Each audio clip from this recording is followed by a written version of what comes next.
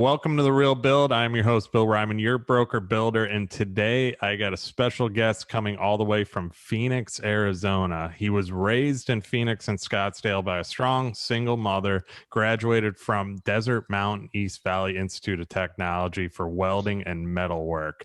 He worked on garage doors since he was a junior in high school, and he has been captivated by it ever since.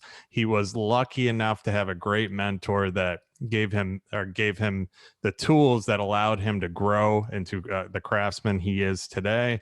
With 8 years in the industry, 3 years in metal fabrication, and the desire to keep growing, it was only right to focus on what made him happy. He started his business with a focus on installing and fabricating custom garage door systems and top quality repair work. He's also a fellow member of the Arte Syndicate.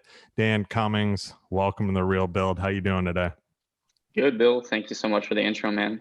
Yeah, I'm happy to have you on. Excited to talk some garage doors with you. Like we talked about before this too. I kind of want to pinpoint subjects. I've had builders on, I've had remodelers, but I want to pinpoint those subjects that kind of build the house or pieces of the house too. So yours is a major key, especially in my area. So excited about it too. Yeah, absolutely. Garage doors have definitely grown from just a simplistic item that we would use every single day to like a really decorative, Mm-hmm. specific piece of a home these days.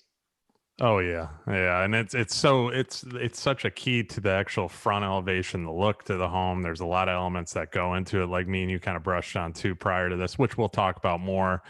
Impact, insulated doors, so on. So anybody that is looking to change an old garage door or add some front elevation detail to your home, this is your guy to hear about. So what I like to get started with obviously is talking about your background. So who is Dan Cummings? So Dan Cummings, garage doors were kind of something that I guess kind of fell into a little bit. Um, was something that over time kind of got deeper and deeper with the metal fabrication and realizing the specifics and the engineering behind doors and stuff. And that all plays a big key factor when you start getting into more of the bigger decorative doors. There's a lot of weight that's associated with those doors, and being able to service the doors for so long, from a service-based business that I was in before versus what we do now. We still service, but we do a lot of higher end installs, and it allows us and allows me to build the products the right way, because I've seen when they come from manufacturers that some of the components aren't made to last a long time. So we're coming back, we're replacing stuff after seeing stuff that's failing, and versus us starting from square one with all the right key components to make that product last as long as possible. Awesome. And one thing I saw with you too, like going deeper into it and your background, you were that guy. I read something. You were that guy that everybody in high school went to if they needed something made or created or Yeah. done with, because you were into welding. You were all into that stuff. So talk about that. And then you also had a mentor that kind of changed your direction in life too. Let's talk about that a little bit too, and how you got into this business. So it's actually kind of funny. So my senior prom, I'll give you a quick fabrication story of how much metal's impacted my life. My senior prom, I actually left a metal letter that spelled prom at the end of it in each class. So she actually had a sign at the end that said prom with a question mark. So like that's how much like metal's impacted my life. It's such a fun form to mess around with and build with, and especially like building buildings, like steel's a major factor. Um, as far as like my mentor, the gentleman and the company that I started with, it was much different than just working for your average business. There were certain points that after like a couple months, he would just leave us the work phone and say, all right, figure it out, handle it. And that's been my like motto for life ever since, is just like those key words, like handle it. Like I said those words and he didn't have a care in the world, because he knew no matter what, we were going to make it happen. So it's definitely a little bit different than like a standard situation of working your way up through the roles. It's more the fact of you had to raise yourself up to those standards. Yeah, and having that mentor, is such a key thing too. One thing also, like, you're in fabrication and you're good at it and so on. So obviously garage doors is a good avenue to go, but how did you choose garage doors, and especially what you're doing? Because I watch your Instagram, and everybody should go definitely check out Dan's Instagram and what he's doing. Some of the garage doors you're doing are awesome. I mean, they look really good. I mean, these aren't just your standard doors too. And for somebody that's in building and construction, you'll appreciate it. You see these doors too, but anybody would. Like, you're doing some custom stuff. So why garage doors? It was more actually, when I was in high school, I was actually working in a fabrication shop, and it was right around '08. Okay. And the company it went under a little bit. I mean, everyone was kind of having some struggles. I was just working garage doors on the weekend, because I'd work about 6 days a week when I was in high school. And from there, they had enough business, and it was kind of a business that wasn't shooken by '08. Like, everybody needed a garage door. Everyone needs it. You use it every single day. So it's kind of a specific niche that's somewhat economic proof, because everybody needs it, even if it's just a service. And from there, it kind of just made me fall in love with that process of dealing with customers. You're in and out of a job. You're not there for a long period of time sometimes. So you're in and out, and you're constantly helping customers. And a lot of the times, man, you're brightening their day because they're stuck in their house. And then it kind of transformed to the point of now, like, fast forward, and there's so many different decorative products out there that, like, it allows me to kind of sit in the driver's seat of being a little bit in as a designer, and using kind of my artistic backgrounds to sometimes nail some details that the builders don't even call out to me, that I'll just, like, I push the limits on my end to, like, nail those little things, and I'll present it to them at the end, and they're like, I didn't even realize, like, you were going to do that. Like, that's like a whole nother level of, like, keeping a door around, like a picture window, like the one you just recently saw. Like, there's like 6 different manufacturers of brackets on that door to make all that work. And it's just something just creatively different. Yeah, I mean, that's huge what you just said too. Is you said being a designer, and it's more of an art form to you too. I mean, my garage door guy, I don't think I've ever heard him say that. He does phenomenal work. Don't get me wrong, but you're self-fabricating these things too, and you're piecing them together. You're making them into, like you said, an artistic piece, and that's amazing to me. Being in the building industry is that you have that much commitment, and have that feeling for your product, and wanting the quality overall and everything too. It's huge. I mean, just you saying you're a designer, and with a garage door, and people that are listening are like, it's a garage door, but no, when you get into the luxury homes, or even in not even, smaller homes now, they're doing custom doors on, and it makes a big difference to the detail of the exterior of the home. It can change the home. Oh, So 100%. And I mean, that's a big thing that, I mean, we also handle as well. Is it's a lot of people that you may not be in a big crazy $1 million house, but you may be a car enthusiast. You may yeah. want a car lift in your garage. And if you've got a high enough ceiling, that's something we can make happen, to where we're setting up a kind of a commercial track setup to make the door as high up to the ceiling as possible, for you to be able to fit a car lift. And from a home sales standpoint, you now take maybe a garage, it's a 2-car garage, and you turn it into a 3-car garage with a car lift. Mm-hmm. Like, Yeah. that's a totally different aspect, that you just raised your home value by doing some simplistic things like that. But as the garage door guy, that's my job, to do the fact finding, to help our customers find what they're specifically looking for, so we can tailor that to what their needs and wants are. Mm-hmm.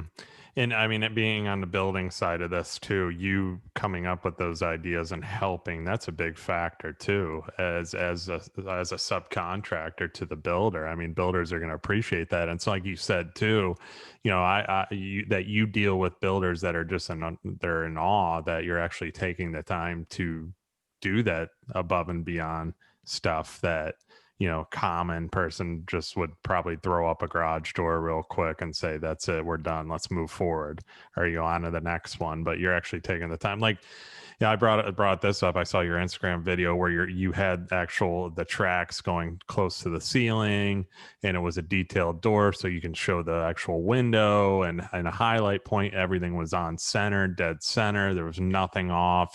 You made sure everything was perfect in the location that it should be, so that customer won't have any issues. They can probably get a car lift in there too because that door was so elevated. So those are things that are so key, to the garage doors and everything. I got one that's coming up that they want to fit an RV in it. So, that's going to have to be completely customization right there.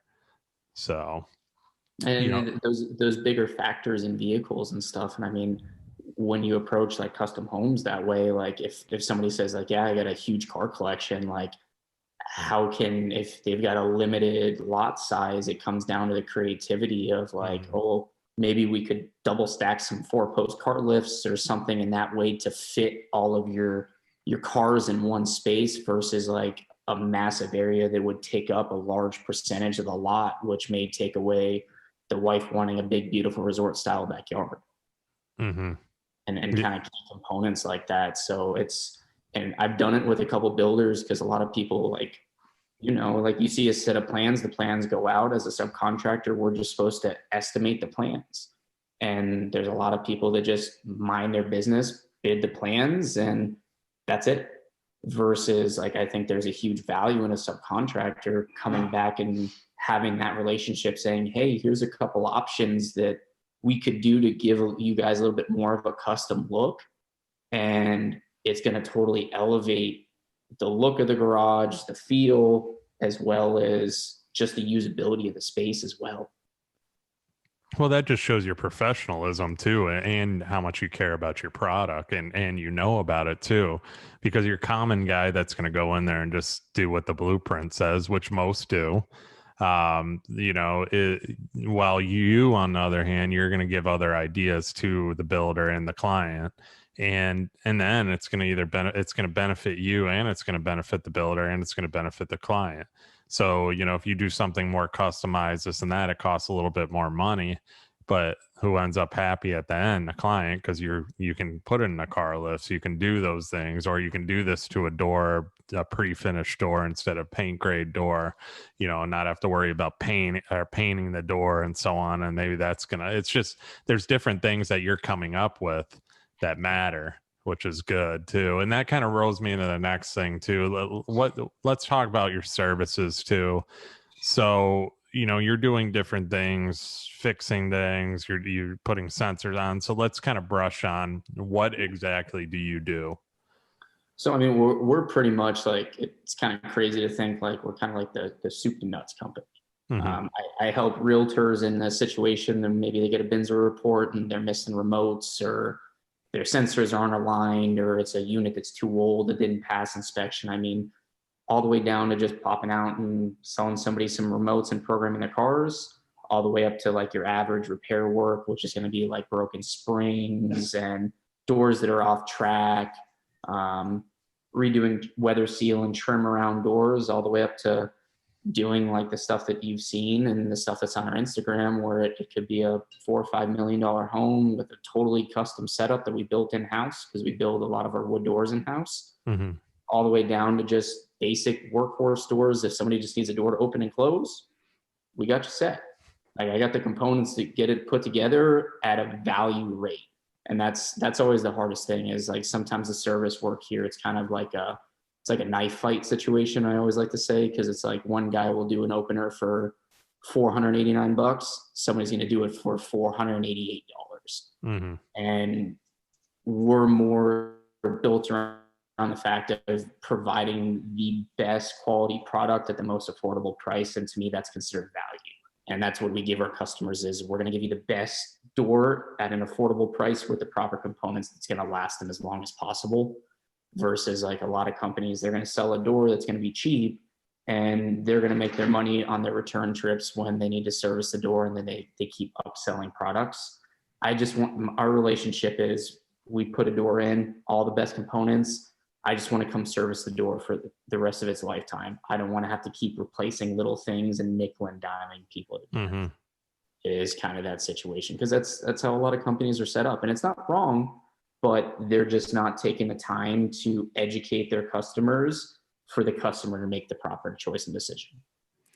Yeah, I 100% agree with you on that though too. And that is on the building end. And I've talked about this in many episodes and sound like a broken record, but people have reached out to me about it too, of what to look for in the building end without being nickel and dime, because that's the way a lot of these businesses start. Is they'll start at the lower end and then go up from there. You're more like similar to what I've been doing, and that you know, you're starting at the higher end and you're getting a quality product, you know, delivering a quality product, and you stay with that customer and maintain that relationship throughout the lifetime of that product, or the time with me, as long as they're living in that house. And I think that's a much better approach. You know, no offense to other people that are starting low and then they're going higher, but when I explain it to people, when I go, would you rather have me offer you everything up front, or would you rather have me extra you the whole way up?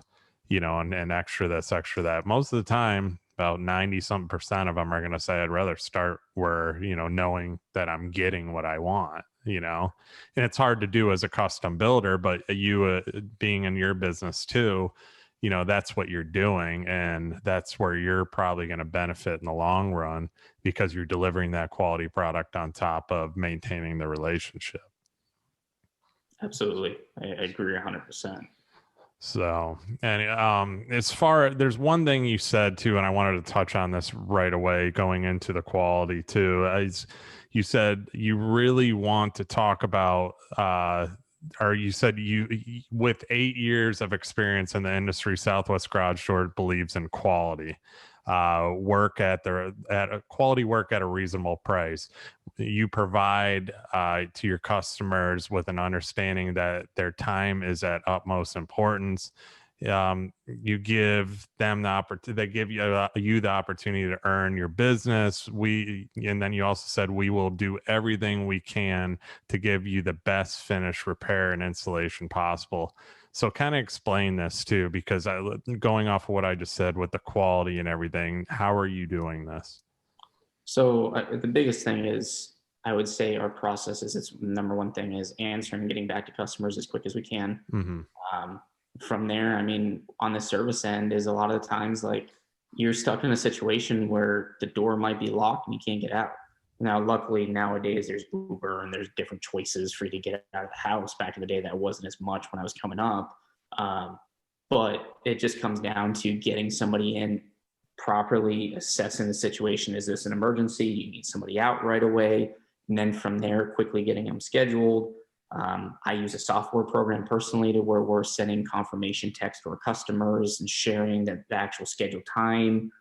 They get an on the way text. So it's just keeping that line of communication. The one thing I've always said since I started is, you've never read a bad review from a customer saying they communicated with me too much. There's no such thing. Yeah.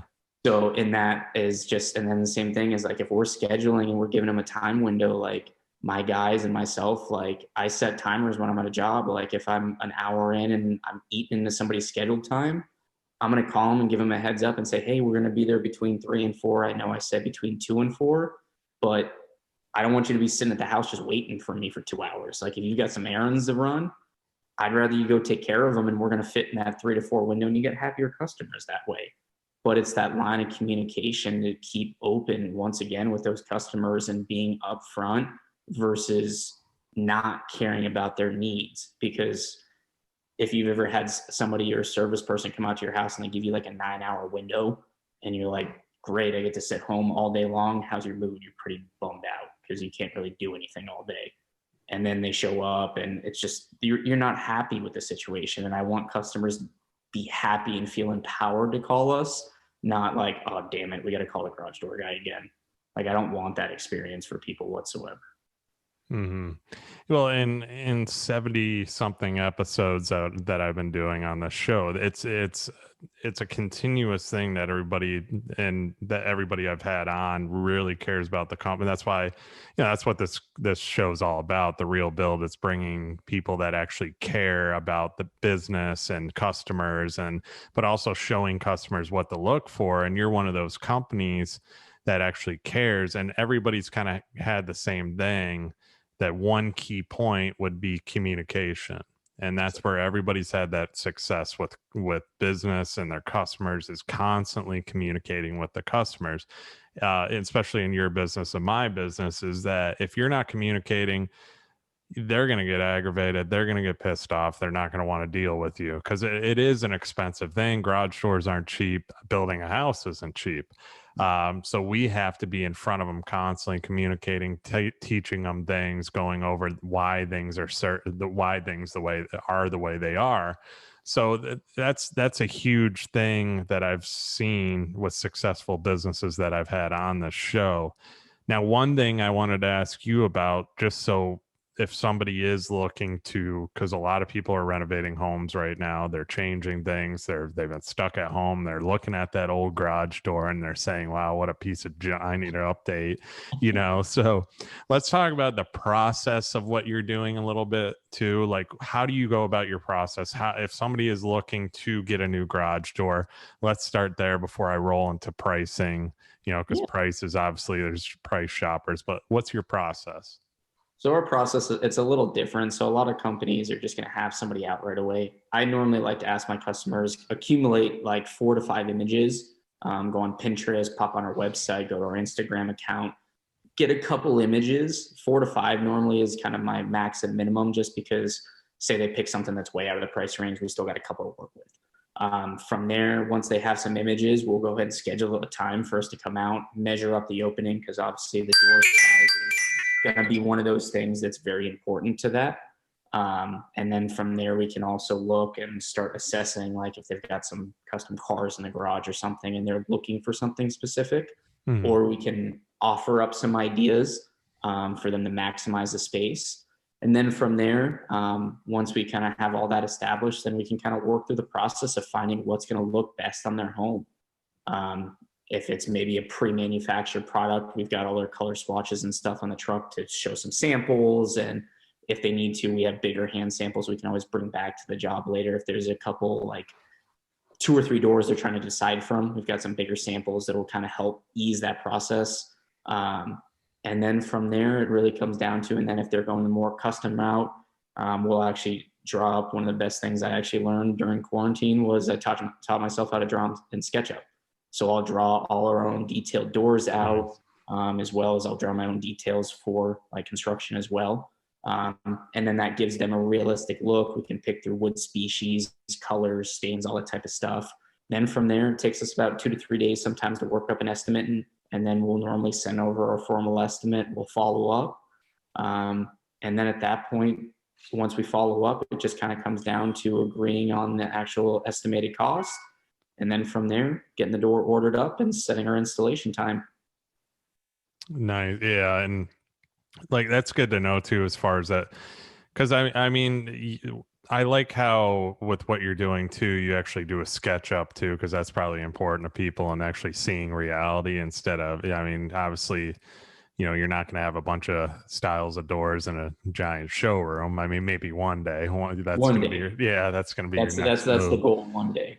Yeah, and it's where you can pull them out and so on. But having an actual rendering too, but you taking the time at the beginning and actually seeing and noticing their needs is so key too, because once again, not a lot of companies are going to do that and take that time and see, oh, hey, you're a car guy. Well, you might want to consider putting a lift up or something like that. And I keep touching on these things because, obviously that's what the show's about. So people know, and it's not so much price driven. And that's what I want to get into next. How do you deal with somebody that is shopping just price with a garage door? So you give them a quote, you take the time to meet with them, and then they say, well, I got another quote for $400 less. How do you deal with that? How do you sell yourself that you are worth the money that you are the value, you're worth your value as far as what your quotes are and everything? So a lot of the times, I think one of the biggest key misunderstandings when you start dealing with that is actually saying if it's an apples to apples quote. There's a lot of times where people are going to be very vague on their actual detail elements of the hardware and the stuff they're going to use. I'm out front with all of it. I list everything on there, which the customer may not understand, but it allows me to say, hey, are they offering this? Hey, are they offering this? And then that starts to kind of break down that barrier to say, hey, like these are all stuff, all add-ons that we're giving you guys up front. If you guys want us to do an apples to apples situation, you need to ask that other company to provide the same thing. And then there's sometimes that there are situations where, well, we don't want that. And that's where it comes back to our experience is, ma'am, I've serviced a door for this long. We're offering this stuff because sooner or later, the materials that come with the door are going to deteriorate and you're going to spend even more for it later than you are up front today. And I think there's a situation sometimes that in itself will allow you to realize if that is a customer that you should be working with. Because there are situations that there aren't appropriate times that we're the right guy for the job sometimes. And it's a hard pill to swallow, but there are certain times that if somebody's just looking for a number and that's what they're chasing, I can't change their mind on that. I'm not going to lower my quality because I got to put my sticker up, my name and my stamp. And when they sell the house in maybe 2 or 3 years and they call me and say, hey, the garage door is falling apart, my name's on there. Yeah. I don't want that situation whatsoever. I got to stand behind that and I got to put my head down on my pillow every night and know that my doors aren't going to damage or hurt someone. It's one of the most large objects in a home that could kill somebody at the end of the day. And I don't ever want that feeling going to bed like, oh God, man, I hope that door doesn't fall on somebody and kill somebody. Like, ugh. Yeah. Well, I mean, I walk under mine every single day. That's Florida's front door is going through your garage. So that's everyone's front door, man. Ask them if they got a key to their front door, and 95% of people go, huh? Yeah, a key. Yeah, what's now? It's garage doors. Garage doors are your front door for majority of people. I mean, and as far as going into that more too, if somebody is looking to install a new door, like what do you recommend for hardware? What are you recommending for? Let's start with the door itself. Now here, like, and I'll brush on Florida. It's probably similar in Arizona because you guys get a lot of sun. Here, the sun with a painted door, we always try and sway people away from those painted doors, especially if the western or southwestern sun rotates around to the front of the house. It's going to fade, and then you're continually maintaining that paint job on that door. So we try and push more pre-finished stuff. So let's start with the doors. I know there's different companies, brands. We're doing a lot of Eden Coast doors. By the way, I put up a couple of their stuff. Yeah, let's go there. What do you recommend? So it's hard, man, because so this is where we're different is I consider myself more of like a garage door distributor because I represent everyone. Most companies are going to represent 1 or 2 companies and that's all they're going to sell you. If you came to me and said, hey, Dan, I want a glass door, I'm going to start breaking down, hey, do you want more glass, less frame, or do you want a bulkier frame with less glass? And I've got a manufacturer that's going to fit whatever kind of target you need to be within. From there, that's the same thing as when you represent that many different companies, it's hard up front because you have to get used to every company's little quirks and stuff. But from there, when you can offer that much stuff, you can always find something that kind of wiggles exactly what the customer is looking for. And to your point is like, you have like your base grade doors, which are going to be considered like a pan door, which is just like a standard steel door that's bent and conformed through some rollers and stuff with some pressed designs. From there, you step up to like what would be called a 2-layer door where it just has a foam slip-in panel in the back, which is going to be like a polystyrene, which in any sun exposure is going to help because if you think of like a garage door, like a frying pan with no insulation and nothing on the backside, it's just going to radiate and dump heat in that garage, which is going to get real hot. From there, it's one of the doors we put up the most. It's going to be a 3-layer, which is going to be steel in the front, steel in the back with insulation sandwiched in between. And then at that point, like insulation's not just for an insulation value. It's also more rigid. So it's going to keep your product a lot stiffer, and it's going to keep it much quieter versus like those other options. They're going to have a lot more flex to it, where this door is going to be a lot more solid. And that's actually almost kind of our kind of go-to door. We don't do as much like pan doors and stuff. We do them here and there and stuff for certain situations. But from there, then you start stepping into the different type of insulations. You have a polystyrene and different thicknesses. And then you go into like, if you're building a fully new home where they may want an AC space and they've got full sun exposure, you might go to like an actual full urethane type door where it's a full actual closed cell spray foam, where you're getting to like some 18 R values and stuff like that are pretty substantial. And it just really depends on where it's going to fit for the customer. If this is where like the builder in me, where I've taken time to listen to different builder podcasts to be abreast, is if I look at someone's home here and it was built in the 2000s and they got maybe some bad insulation with like maybe some insulation up above, I know their R value is like a 9, so I'm not going to sell them a door with an R value of an 18, because the sheer amount of square footage around the building is far more in your ceiling and your roof than it is a garage door. Mm-hmm. So, and as far as then from products, man, you've got like all our wood doors are built on true wood slabs. Makes a big difference as far as functionality. And you guys, obviously with moisture, you would go more towards like a Versatex product where there's less rot, because it's a PVC product. PVC is hard out here because at 100, I think it's 145 or 155, Versatex will actually start to shrink. So you have to be very specific on where the door is going to face. You have to read the plans or where the customer's home is. If it's going to face west and that's the exposure, probably not the best idea to do like a full mahogany stained door that's going to have to be resealed every year just to have that look.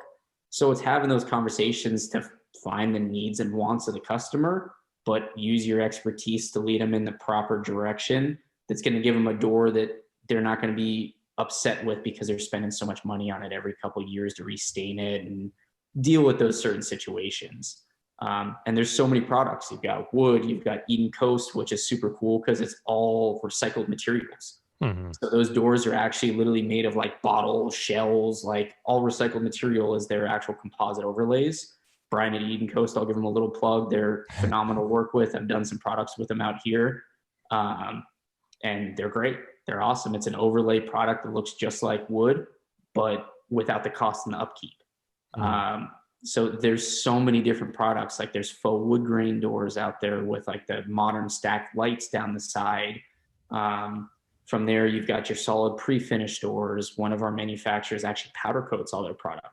So all their doors are actually pre-finished in powder coat, that's a killer setup that's going to hold for a really long period of time. There's so much out there. And dude, it's my favorite thing in the world is to dig through people's brochures, and I'll call stuff in and people are like, I don't think we carry that. And that's their sales reps. I'm like, no, you carry it. It's in the brochure. I know it's there. So it's just a big difference of like kind of, I guess, geeking out in my industry of like really like finding like the different stuff that you don't see every day. And it brings a lot more value to the customer because they're not going to have the same door as their neighbor. They're going to have a different door that's going to bring and elevate the whole look of the neighborhood. And everyone's going to drive by and be like, wow, I want that door. So that's why I got little yard sign stakes now with our name and phone number that I stick out of those big transformations we do. And the thing sits right out front so they know where to find us. Mm-hmm. Yeah, that's awesome. It's because it is like we talked about, it's such a focal point to the home, and you never used to see the amount of different selections that you have now. And where I'm at too, it's like, obviously where I'm at, things can get a little bit more expensive because like we brushed on too, you got to have impact doors here. If you have any glass inserts in the door, that has to be impact glass, fully wind resistant, hurricane resistant glass, which adds up. And on top of it, having an insulated door too, these things can get expensive. I've seen, doors for 15 grand, and that's a quote we get, and it's just because there's so much to them too. I've seen and if we do the all glass modern doors, all that glass has to be impact glass. Yep. So it's a thicker and more expensive glass, but it is cool to see the different types of doors and with styles of houses, because we're doing so many different styles now. And from modern to coastal to just super contemporary, coastal. It's like a mix of all these farmhouse look and all these, cottage style. Yeah. So it's pretty cool. And it's a big focal point to the home too. So that's for sure. What about, like you said, hardware, obviously, what about openers? What are you recommending for openers? So we've actually partnered up with actually a newer brand. We're having some logistical issues with a couple brands. So we actually partnered up with a company actually based out of Germany. Their brand is called Sommer, Sommer. Phenomenal company to work with, and their operators are actually very, very intelligent. It allows me as a service-based company to, when we install that operator, we can actually go in with a tablet and actually see everything the operator's done, adjust a bunch of different things. It's just a completely different user level setup, as well as the manufacturer warranty that sticks with this. This is a global company. Their frequency rating and stuff is not on your standard. Like if you wanted to make a wireless device in the US, everyone sticks within like the same bandwidth. Mm-hmm. Theirs is far beyond, because it's a global brand. We're talking Australia, the UK, I mean, all over the country or all over the world, global. And the big difference is they're a direct drive unit, where normally you have like a motor that's housed with like a long rail assembly. Their motor actually mounts directly to where the arm mounts on the door. And it's, instead of having a fixed gear that can actually bend and break over time and wear out, you get rid of that system because the motor is directly driven on a chain system. Been absolutely phenomenal since we partnered with them. And honestly, we still offer the other brands and stuff as well, but they're honestly our go-to because the user friendliness and how reliable they've been with our customers so far, and then as well as we haven't had supply chain issues. And that's a huge thing right now, especially with COVID and all the type of stuff that we're all dealing with in different situations. Is you need a brand that you can rely on when you're dealing with stuff that's not available and you have to go through shortages of stuff coming from other countries. Sometimes it's really hard, man, to stick with a company when they're not really doing their own weight. You're willing to spend your money and they're not really pulling their weight. Mm-hmm. And then and as far as like hardware, like we use an actual, so like a lot of companies will just basically put the rollers in that come with a door. But a lot of the times they're an unsealed bearing, where we actually use a full 13 bearing sealed bearing with an actual race on the inside, and then an actual full nylon tire on the outside. And they're rated for over 100,000 cycles. You never have to lubricate them or do anything. And then when you start getting to like your big doors, we use like it's a car wash roller. Actually, it's a 3-inch rubber tire with an actual full 3-inch bearing with a rate. And those things they're the nicest premium roller on the market. They're like $20 a pop, but on doors like of that caliber, man, they just run so quiet and smooth, and they're meant to deal with the weight. Where a lot of the stuff that comes from those manufacturers in the box, like people laugh when they look at the box that comes with it and they notice I throw half of the stuff away. I'm like, stuff's junk. Like this doesn't work. And same thing, like hinges, we use a quiet hinge setup that actually has a little Duralin bushing on the inside, so it's not a metal to metal contact point.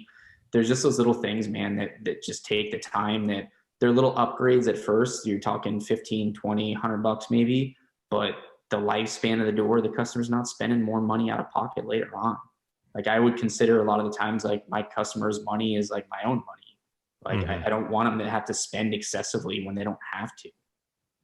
Yeah, and that's what makes you different than a lot of other contractors in your field too, is like I can tell you actually care, but you care about doing it right too. And that's what I always preach on. And that's why a lot of people go with us as builders too, is just because we actually care and we want it done right. And it's just when you have that passion like you do, man, people see it. And that's when price doesn't really matter to an extent with people, because they know they're going to get a good finished product in the end that's going to last.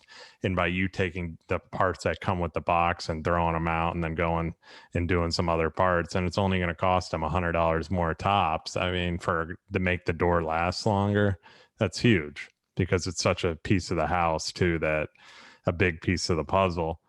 So as far as, you know, like innovative things with garage doors, you kind of brushed on something too. Actually, I wanted to ask you as far as the openers too. So obviously you're not, majority of the people that we're dealing with and that I've seen in houses obviously are using that one brand, and you know the brand, it's LiftMaster. Is that one of those companies that you had the supply issues with, or is that, yeah? Yeah, so we've had some supply chain issues with them. And I mean, even now, like stuff is like they're manufactured in Mexico, and we're having major border issues back and forth. And it's just hard when you're selling product and all of a sudden I go to pick it up and I can't get it. And then I get a customer that's going to sit there and wait with no motor and manually operate their door. No. That's not 1982 anymore. Yeah. Can't. So, and the other big difficulty is, I'm sure you've dealt with it, and it's another end of this, is home automation. LiftMasters are not nice with home automation systems because they are they're a closed cell network versus being like a dry connect, which is open to like Connect 4 and like a lot of different home automation systems. LiftMaster specific, they want you to use their application, which when you're building a big custom home, sometimes somebody's not going to want to go to a different app to open and close their door. So it can cause some issues, and I've had it cause some issues before where people aren't happy about that. So, and they're great products. Don't get me wrong, great products. They work. They've been around for a long, long, long time. But sometimes, I mean, I was resistant to change at first, and I mean, we all are sometimes. But through change, it's actually brought a phenomenal operator into our life and a great relationship. And I mean, we're actually doing a giveaway in November that they've partnered up with us. And I wish I could say the same with me contacting LiftMaster, but they're a big company, man. I'm a small fish. For me to say, hey, would you give us an operator for a giveaway? They'd be like, huh? Who are you? Yeah. So it's just sometimes, and I would say like Sommer's a smaller guy like us. They don't have a big US presence, but the presence they have, man, they're willing to stand behind us as a company and a dealer. And that's what I'm looking for. Yeah, that's what you want too, because it is a big deal because a lot of people, and especially in in homes today, in smart home, they want everything on one app, and that's it, one central point. They don't need to click on 15 different apps to have one thing operate. So that's where the Control 4 comes in too, or other systems too, and they all just want everything in one general unit. So it makes sense. And I know that with LiftMaster too, you got to use their app. That's it, which I don't understand. I don't understand why you wouldn't open it up, because you probably get a lot more business too, because people like that one central point. That's what smart home's all about. It's not having 15 apps on your phone. So we'll see if they change that, but they haven't yet. So the only one that is not that way is their side mount jack shaft. That's Light Connect, but everyone else, all their other operators, their standard trolley mounts are all like a closed connect system. So it's just a different, and that's another avenue of just that professionalism, is like for you to ask those questions up front with people like, hey, do you have Connect for these situations? And somebody that might not ask that, and you get to the end, they're like, hey, I want to hook this up with my app, and you just spent 2 hours replacing their operator, like, yeah, this won't work. And you get to stand there and be like, uh-oh. So it's a tough situation. But it is, there are a lot of different brands, and with how technology has changed, like their system's still pretty basic for what it is. And there are a lot of different options and stuff. And I will say, like, Sommer is by far one of the most intelligent things, like a brainiac of like a little operator. They're super cool. So that was my next question. You like innovative solutions to garage doors. So let's talk about that a little bit more. So you have a lot of different common situations where like a lot of people are wanting like the side mount jack shafts and stuff, because obviously it opens up the space up above and everything. And they're great for certain situations. They can be problematic as well. Sometimes for certain situations, like they have a certain lift capability for an amount of square foot lift amount, but then from there they can only lift a certain amount of weight, which for certain big heavy doors, it's not going to be a longevity aspect, because it might open and close it for a couple years, but after that motor's gonna get pretty tired, and you're not going to want to be replacing a $600-700 opener every like 4 years. Mm-hmm. For the door. So jack shafts are one of those situations where they're super innovative. They're cool. They're great for like the high lift track setups and stuff that you've seen us do, which is just like, it's a really cool solution for a residential application without having a commercial grade operator, which isn't allowed in a home technically. From there, you have Sommer operators, which are obviously, like I said, a very intelligent DC powered motor, which is a huge innovation in the last couple of years. Being DC powered, it's a variable speed motor, so it starts out slow and then speeds up and then slows down. So with that innovation changing that way, it allows doors to run a lot smoother, and that's actually all we put up is a DC powered motor. I don't do anything AC powered. From there, you have motors that are specific to like big carriage operator doors, that the rail assembly is bigger and bulkier to help take the weight of the actual door. I would say some of the innovation is like insulated glass. You can get your glass doors these days with like, there's some manufacturers that have fully insulated frames. You've got smooth flush steel doors that are like literally like just architectural steel on the front. And then I would say obviously your application, your phone is probably one of the nicest things. Being able to open and close your garage from your phone is an awesome feeling, because like say you have something dropped off where normally you'd have to give out your little keypad code to everybody. Now you just say, hey, call me once you're there. You punch it open, they can drop everything off. And then from there you can punch them and say, hey, call me once you leave, you punch the code and it drops down. LiftMaster has it, so does Sommer, as well as you can have a little camera set up to where it displays an image, and it's a motion sensor image, which when they signed their deal with Amazon, that was the big segue into the camera operation. Was with one key, you can have an Amazon package dropped in your garage, but then you can also see it as well. So then you're not having to deal with people stealing things and stuff. Now, obviously there's a fee to have that service and that application, but it's a nice vote of confidence sometimes to have that situation and know your packages and you get stolen, because it's safely inside of your garage. Yeah, that's actually pretty cool. I didn't know about the camera thing. I knew about Wi-Fi and being able to control everything from your phone too, but that's actually pretty cool.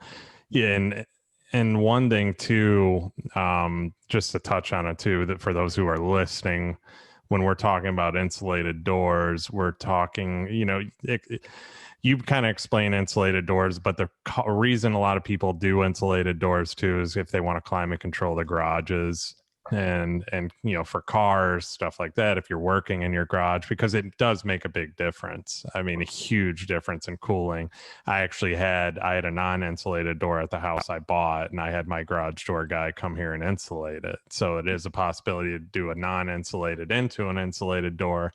That's probably your less expensive route to go if you do want to cool your garage, because my garage did have climate control in it. Haven't gotten to use it yet because I feel like my garage is always open. So, that's just a touch on that stuff too. One thing I wanted to talk about too with you, Dan, and this is so important, obviously, to kind of start wrapping this up, is customer service. It's obviously so big in what you do. How are you maintaining that customer service after you do an install with somebody? So for us, the customer service aspect is like a big thing. Obviously, me and you are both in RTA syndicates, so we both listen to it, the same people, about how you should properly follow up with your customers. I personally am a huge advocate. We like to do a follow-up call normally within like 2 to 3 days when we're doing doors and operators and stuff, just to make sure there's no issues. Because a lot of the times you can ruin your relationship with that customer, and maybe something that may have slipped their mind that they're not happy with, but they just live with forever. So to me, that 2 to 3 day follow-up call, normally we're able to catch like, oh, hey, this didn't happen, or hey, this didn't happen. And we can catch it right away and keep that relationship rolling how it should, and keep having that positive relationship from there. I'm actually a huge advocate of thank you cards. Being a garage door guy, it sounds super weird. You're going to get a thank you card from me saying, hey, thanks for the business.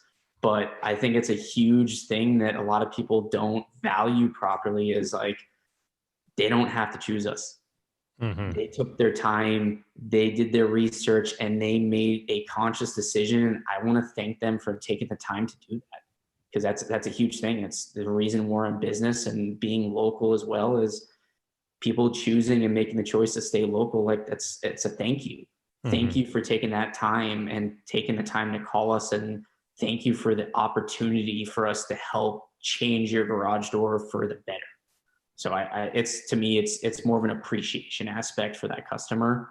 And that's pretty much our process with our customers, as well as kind of obviously linking up with them on social media. I'd like to think a lot of our customers, like I could call and be like, hey, you want to go grab a beer real quick? And I don't feel like they'd be like that awkward about it, because that's the type of relationship I would rather have with my customer than the opposite of just like to and from, and they don't know anything about us.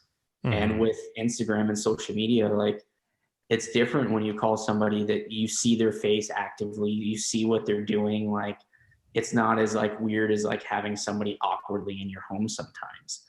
And as well as like with employees, because I'm not always going to be able to go out to everyone's home. I wish I could service everyone's house, but I just surely can't. But our guys are held to those, like that standard in the line where they have certain things that they have to do to uphold that relationship, so they still get that same customer experience. And I think a lot of the times that stuff falls through the cracks once businesses start to scale, is you get so busy that they don't put the systems in place for those employees to follow, to stay on standard with what you built. No, that's huge right there too, because I'm big on that. Like, do the little things do matter that you do for customers, and we're keeping those standards the more you expand. It's so important too, because like with us with building, I'm about to hire another guy, and I think I might have said this in another episode, just a laborer that strictly goes around and keeps job sites clean, because that's a standard of ours. That's what I sell us on too, is how like how clean our job sites are, maintaining them, keeping everything organized, keeping lumber stacked in the garage so it's perfect, so we always know where that is, keeping everything vacuumed inside, even if there's no tile on the floor. And if there is tile on the floor, cover them. Don't just use the paper, cover them with like Luan wood or something like that, something that's going to hold up. Because when I was a kid, those are the things I had to do. I had to go around cleaning jobs, walk around the outside, sweep the insides, put down paper, and then put down the plywood or Luan on top of that to cover the floors, and doing it right, man. That's what it's all about, and people respect that, and that's what they'll respect about you and what you're doing, is doing those things that you're going above and beyond. It's huge. It goes a long way. You may not see it, but in the long run, you're gonna see it too, as a business owner. So anyway. And a huge thing to touch on there is, and I don't think a lot of, from a trade standpoint for you guys being a builder, is, I don't know if you're familiar with Matt Reisinger from the Build Show, touches on it in an episode, is customers sometimes can't always see craftsmanship, but they notice clean and cleanly work. Hands down. We can all understand clean. That is something that is a unified front that everyone can understand. And where that then applies to us as a specific trade coming on site, it's difficult if you're going to be a trade and you're going to show up to do the absolute best work that you can, and you get there and there's trash everywhere. And say you start having some issues come up and stuff, and it's going to affect your mindset when you're looking around and you're tripping over cups and to-go containers and lumber's thrown everywhere. It's dusty and dirty and gross. Like, that's going to affect your mindset about the install you're doing, because if everyone else around you doesn't care and doesn't like have a standard set, your standards are going to start slipping, man, because it's hard. So that's, I mean, for you guys as a builder, that's a phenomenal thing that I don't know if you've ever thought about it that way, but as a trade, man, it's how you can keep your trades at like that high level, because they're going to show up and they're going to be ready to work for you. They're going to be willing to give 110% because you're giving them an environment to do so. Yeah. No, I agree. And and I'll admit too, we've had jobs where there's been slip ups with messiness and stuff, and it should have never happened. It happens, but and it aggravates me because I growing up, like I said, I always had to be the one to clean. So if you find that kind of stuff, you got to fix it. And no, I agree, because people respect a clean job site. They do, and even the subs do, because when they see it's clean, they're not going to throw their lunch all over the place or put empty bottles everywhere, and so on. So it goes a long way. It definitely does. So you're spot on with that. What I like to get into too is you personally. I ask this question because it's such a big question on every episode of the show. So you're building an amazing company right now. You continue to grow each day. So what lessons have you learned throughout your journey that we should all apply to our own businesses or our own lives that can help us grow? I would say the number one thing is time management. As we've gotten busier and busier, I've had to learn how to manage my time properly, to be able to fit it all in, because it does get difficult to where you may make a slip up or maybe something in scheduling. And I will say, I mean, because that can change a relationship real quick, but being transparent, and I would say always listening to, if you do make a slip up in that situation. I've never personally ever like said it. I had a customer a long time ago when I first started.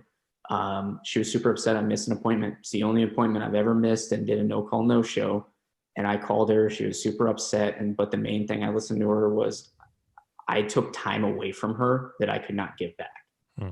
And I wrote her a thank you card. I sent her flowers, and I sent her a check to handle her repair of whatever she needed, because I couldn't have a customer out there with a negative experience from us. And I would say being able to properly manage your time is one of the biggest things that people underestimate, because me, you, Andy Frisella, Ed Milet, we all have the same amount of hours in a day. Mm-hmm. It just comes down to how you effectively use those hours. And I've been phasing it in and out of like Ed's like 3-day work day, where he does miniature days within his days.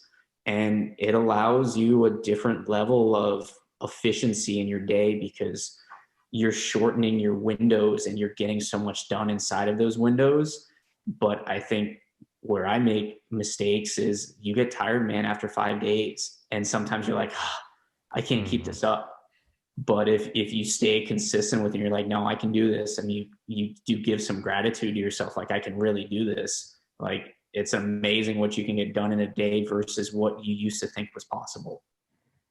Yeah, right. What you said too, time management, it's we all have issues with it. It's in figuring it out and how to execute it. It's a challenge. I mean, it really is. And with any business person, I deal with it every day. I get hit from all different directions. I mean, after this podcast, I got 2 phone calls I gotta do just because they message or they text me before, hey, and it pops out of nowhere. You know, I got one about a contract that I sent out. She has some questions. I said, I'm in the middle of this. So new things pop up all the time. It's just figuring out how to, you can't be afraid to tell somebody, all right, you're going to have to wait until this is done. And then you can't be afraid to tell somebody too, that I need time, like with me, Sundays are a day to rest. I will work on a Sunday if it's absolutely necessary, but sometimes I got to shift my schedule too. I had somebody that wanted to meet me at 10 o'clock on a Sunday. I like to go to church. So it's like I shifted that. I said, are you sure you can't meet on Saturday? It's just properly asking that person, I'm available on Saturday. Would you like to meet that? If not, we can make it happen on Sunday. They said, no, we can do Saturday. So, it's like, that's time management too. But a lot of people, long story short, get hit from all different directions. It's how you handle it. And sometimes you just have to pause and say, okay, and piece it together and block it together and say, just so you can finally get stuff done. Otherwise, you'll run yourself through a wall, pull your hair out, and you'll have a million gray hairs too. And a lot of people, it's a tough thing. So what you said right there is it's huge. And a lot of people are trying to figure it out too. And it's a challenge. It definitely is. Every day I would say is you'll get better, and you'll string 3 or 4 days and you might win every single day. And then all of a sudden you might fall off a day, but you have to remember that it's like too many people will fall off and then they're off for like a month. Like just because you fell off that day doesn't mean you can't just jump right back on the horse the next day. Like you're not condemned for life. Like you can't do this. Like that stuff's always going to change. I mean, it's always going to change. What might work for you this year might not work for you next year. You may have a kid and you may have to completely change your schedule to be up and down and be able to make it function and make that work. So it's always going to change, and you're never going to win in that category. You just got to win your one specific day, and then the next day, like you said, like you may have another 15 things pop up the following day, and then you're going to make it work that day, and you just keep going and keep pushing. And I would say also the big thing is tell yourself you're doing a good job. Yeah. Be grateful. Tell yourself you're doing good. Tell yourself, I agree. Big time too. I agree on that. Another question I like to ask too, I always ask about your past. Let's hear about your future. So where do you see Dan Cummings in the next 5, 10, 15 years from now? Where will you be? I would say our 5-year goal, I plan on, we'll end up having we'll be scaled at that point, multiple employees. And I do honestly want to look to actually it is Southwest garage doors. So I do actually want to expand to a multi-state setup. Okay. So possibly jumping into the original expansion plan was Nevada, New Mexico, and Colorado. And then don't ask me why, but there's such a thing as Southwest Florida. And I'm kind of into it because I like what you guys have going on down there with all like the impact class and that type of stuff. So I have some friends out there as well as you that live out there. So I would take it as a challenge to randomly, like obviously have a company that's going to be across the entire country for us, but I'm up for the challenge. Yeah. Great long-term goal too. Yeah. We got plenty of building going on here, so we can use it, and we can use somebody that's detail oriented like ourselves too. So I can appreciate that. Last question. This is what the show is all about. What exactly do people need to look for when hiring a garage door company, and why should they choose Dan Cummings as their contractor of choice? Absolutely. I would say some of the best things, man, is just how we all buy is look through the reviews and look for the reviews that are actually specific, not like great work, Dan, you did awesome. Like the ones that actually are in depth that might name a specific employee from a company, that talk about the timeliness or the job that was done and completed. Because a lot of the times with companies out there now, like they have people that pay to write reviews, and those reviews are normally going to be like awesome job or like little short excerpts. You're looking for the ones that are specific. From there, you can also look through social medias, look through different avenues to see if they're willing to grow their business as much as possible versus just kind of not really care. They get some work, and that's a lot of people fall into doing garage doors. I would rather choose somebody that chose to make a career of it. I chose to make a career out of it, because you're going to find people that are going to care, and they're going to withhold standards to their employees more than the other companies that are just looking to make a buck, and that's it. By choosing us, it just comes down to the level that the product that we're willing to give, as well as what we're willing to do to stand behind it. There's a lot of times where like stuff happens and we're with you till the absolute end, not the opposite of we threw it up and you're never going to be able to get a hold of us again. We're going to stand behind the product as much as we possibly can. And then at that point, we're going to figure out a solution, and a long-term solution. We're not going to leave any customers high and dry. It's not the business we're in. Yeah. And that's why you're going to be successful. And I have no doubt about it. You're going to be around this whole entire country before you know it too, man. Love what you're doing.